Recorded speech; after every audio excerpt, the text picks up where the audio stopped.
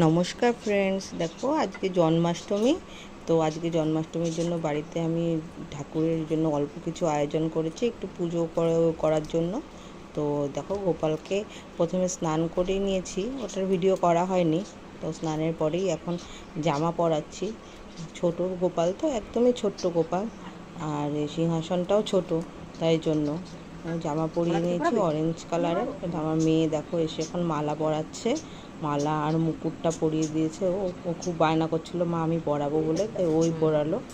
ওর খুব ইচ্ছা হচ্ছিল ঠাকুরকে সাজাবে, তো পারে না, তো ছোটো মানুষ, তাই শুধু মালাটা আর মুকুটটাই পরিয়েছে। তো আজকে লোকনাথ বাবারও জন্মতিথি, তাই লোকনাথ বাবাকেও পুজো দিচ্ছি আজকে, সব একসাথে গোপাল লোকনাথ বাবার পুজো আজকে দিচ্ছি। তো ফুল দিয়ে সাজিয়ে নিচ্ছি সিংহাসনটা। আমাদের ঘরে জায়গা ছোট, তো তাই ছোট জায়গার মধ্যে অনেকগুলি ঠাকুর, তাই সাজাতে একটু অসুবিধাই হচ্ছিল, কিন্তু তাও সব